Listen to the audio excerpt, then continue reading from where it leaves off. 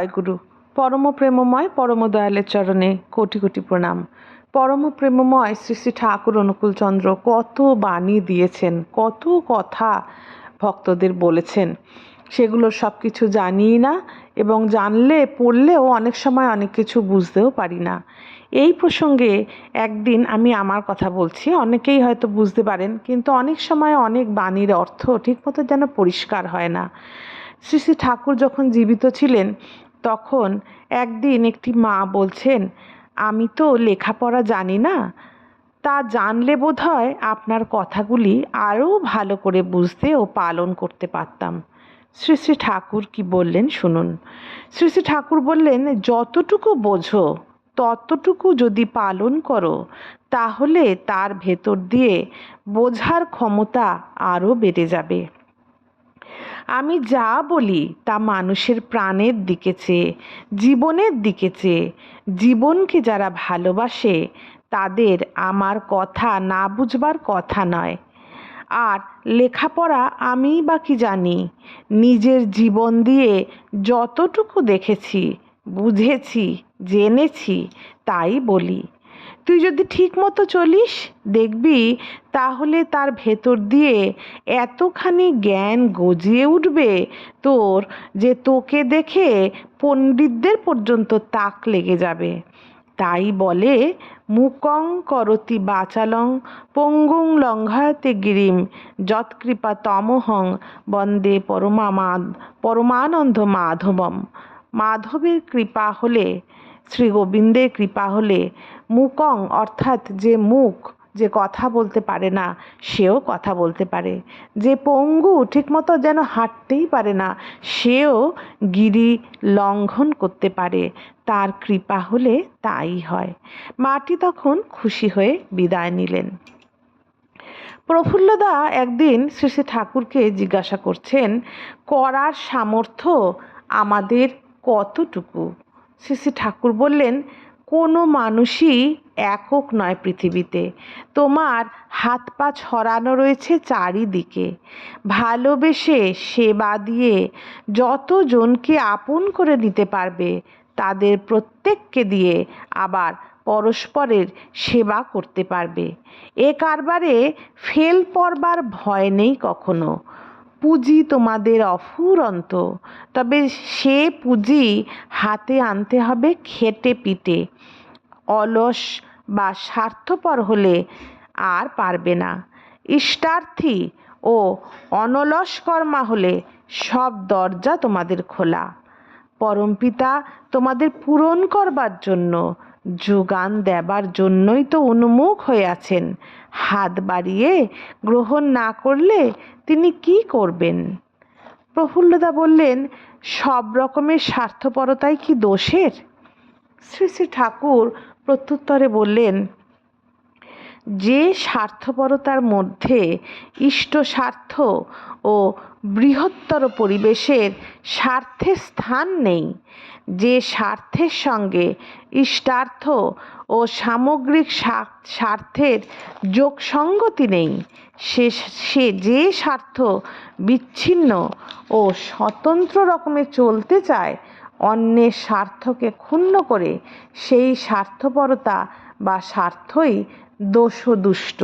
আরেকবার বলছি, শ্রী শ্রী ঠাকুর বললেন, যে স্বার্থপরতার মধ্যে ইষ্ট স্বার্থ ও বৃহত্তর পরিবেশের স্বার্থের স্থান নেই, যে স্বার্থের সঙ্গে ইষ্টার্থ ও সামগ্রিক স্বার্থের যোগসঙ্গতি নেই, যে স্বার্থ বিচ্ছিন্ন ও স্বতন্ত্র রকমে চলতে চায়, অন্যের স্বার্থকে ক্ষুণ্ণ করে, সেই স্বার্থপরতাই বা সেই স্বার্থই দোষদুষ্ট।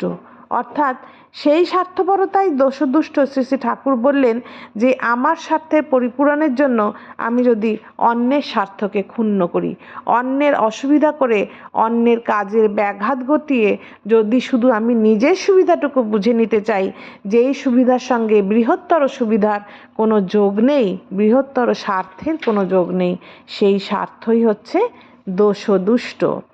ইষ্টার্থী না হলে মানুষের স্বার্থ সম্বন্ধে বোধই গজায় না। ইষ্টার্থী হলে মানুষের বুদ্ধি হয় ইষ্টের ইচ্ছাকে পূরণ করা, নিজের ও সবার সত্তার মঙ্গল যাতে হয় তাই করা। শ্রী শ্রী ঠাকুর কি বললেন? ইষ্টার্থী হলে মানুষের বুদ্ধি হয় নিজের ইচ্ছাকে পূরণ করা, নিজের নিজের ইচ্ছাকে নয়, মানুষের বুদ্ধি হয় ইষ্টের ইচ্ছাকে পূরণ করা, নিজের ও সবার সত্তার মঙ্গল যাতে হয় তাই করা। এই প্রসঙ্গে কালকে গীতা পড়ছিলাম, একটি কথা ওখানে এই প্রসঙ্গে আমার খুব সঙ্গতি আছে মনে হচ্ছে, সেটা একটু আপনাদের সাথে শেয়ার করছি। সেই যুদ্ধক্ষেত্রে যখন অর্জুন যুদ্ধ করতে নারাজ, যখন যুদ্ধক্ষেত্রে কৃষ্ণের হচ্ছে অর্জুনের রথের সারথি, এবং সেই রথে যখন রণাঙ্গনে গিয়ে অর্জুন দেখল যে সমস্ত বিপরীত পক্ষের সমস্ত লোকজনই তার পরিবারের লোকজন, তার ভাইয়ের পরিবার, তার ভাইরা সব দাঁড়িয়ে আছে, তার বাল্য বন্ধুরা সব আছে, যারা নাকি অর্জুনের একান্ত মঙ্গলাকাঙ্ক্ষী, তাদের বিরুদ্ধে যুদ্ধ করতে অর্জুন একেবারেই নারাজ। অর্জুন তখন শ্রীকৃষ্ণকে বলছেন, আমি যুদ্ধ করব কিসের জন্য? যুদ্ধে যদি আমার পরিবারই না থাকে, আমার ভাইয়েরা না থাকে, তাদের পরিবার না থাকে, আমার সজ্জন যদি না থাকে, আমার বন্ধুবান্ধব যদি না থাকে, আমি রাজত্ব দিয়ে কি করব? এই যুদ্ধ করতে আমার মন সায় দিচ্ছে না।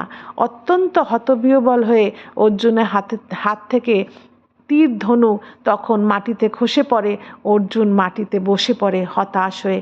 এই যুদ্ধ সে করবে কি করে? কাদের বিরুদ্ধে যুদ্ধ করবে? পরিবারের লোকজনকে মারবে কি করে? এরকম একটা মানসিক অবস্থায় অর্জুন তখন একটা দ্বন্দ্বের মধ্যে পড়ে গেছেন, কি করবে? তখন শ্রীকৃষ্ণ বলছেন যে, অর্জুন তুমি উপলক্ষ, ওরা অধর্মের পথে চলছে, ওদের আমি মেরেই রেখেছি, ওরা মৃতই, তুমি শুধু আমার ইচ্ছাকে রূপ দান করবে। তাই এখানে দেখুন শ্রী শ্রী ঠাকুর বললেন, ইষ্টার্থী হলে মানুষের বুদ্ধি হয় ইষ্টের ইচ্ছাকে পূরণ করা। তখন ধর্মের বিজয়ের জন্য, সত্যকে প্রতিষ্ঠা করার জন্য অর্জুনের একান্ত কর্তব্য হচ্ছে ইষ্টের ইচ্ছাকে পূরণ করা। শ্রীকৃষ্ণ বলেছেন, ইষ্টার্থী হলে মানুষের ধর্ম ইষ্টের ইচ্ছার রূপ দান করা। এখানে একই কথা শ্রী শ্রী ঠাকুর বললেন, ইষ্টের ইচ্ছাকে পূরণ করা, নিজের ও সবার সত্তার মঙ্গল যাতে হয় তাই করা। তাতে স্বার্থ পরমার্থে রূপান্তরিত হয়। অর্জুন যদি ব্যক্তিগত স্বার্থ ভুলে ইষ্টার্থী হয়ে যদি পরমার্থের ইষ্টের ইচ্ছাকে পূরণ করে, তবেই তার স্বার্থ পরমার্থে রূপান্তরিত হয়েছিল। একই কথা শ্রী শ্রী ঠাকুরও বললেন, তাতে স্বার্থ পরমার্থে রূপান্তরিত হয়। অন্য কথায় পরমার্থই স্বার্থ হয়ে দাঁড়ায় মানুষের। তখন অর্জুন বুঝতে পেরে তখন যুদ্ধ করেছিলেন, এবং পরমার্থই অর্থাৎ ইষ্টের স্বার্থই হয়ে উঠেছিল অর্জুনের স্বার্থ। আমি মনে করি, শ্রী শ্রী ঠাকুর তারপরে বললেন, আমি মানে সবাই, সবাই মানে আমি। প্রকৃত স্বার্থের গোড়ার কথা এইখানে। এটা শুধু তত্ত্ব নয়, সবচেয়ে বড় বাস্তবতা হলো এইটি। পরিবেশ যতখানি দুর্বল ও বিপন্ন হবে, আমিও ততখানি দুর্বল ও বিপন্ন হব। কারণ প্রত্যেকের বাঁচা ও ভালো থাকা নির্ভর করে পরিবেশের ওপর। পরিবেশ যদি না বাঁচে, ভালো না থাকে, পরিবেশের উপযুক্ত পোষণ আমি পাবো না, সেই পোষণ না পেলে আমিও টিকতে পারবো না। তাই পরিবেশকে বাদ দিয়ে নিজের স্বার্থের কথা ভাবা বোকামি।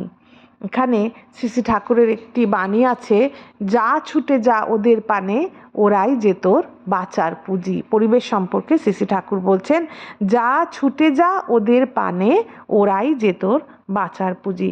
তাই পরিবেশকে বাদ দিয়ে, পরিবেশ যদি ঠিক না থাকে, পরিবেশ যদি ভালো না থাকে, তাহলে তো আমি পরিবেশের থেকে কিছু সংগ্রহ করতে পারবো না। আমরা দেখুন প্রত্যেকে পরিবেশের উপর নির্ভরশীল। আমরা খাদ্য, বস্ত্র, আহার, ভালো থাকা, মন্দ থাকা, মানুষের সাথে ভালো সম্পর্ক, প্রত্যেকটা ব্যাপারে আমরা প্রত্যেকে পরিবেশের সঙ্গে অঙ্গাঙ্গিভাবে জড়িত এবং সবাই নির্ভরশীল পরিবেশের ওপর। তাই পরিবেশের উপযুক্ত পোষণ আর যদি আমি না পাই, তাহলে কিন্তু আমাদের জীবন টেকে না। তাই পরিবেশকে বাদ দিয়ে নিজের স্বার্থের কথা ভাবা বোকামি। শ্রী শ্রী ঠাকুর বললেন, গাছের গোড়া কেটে আগায় জল ঢাললে সে গাছ কি কখনো বাঁচে? এই কথা বলে আজকের বক্তব্য শেষ করলাম। সবাই ভালো থাকবেন, ইষ্টকে মাথায় নিয়ে পরিবেশের সেবায় নিযুক্ত হবেন। জয় গুরু, বন্দে পুরুষোত্তম।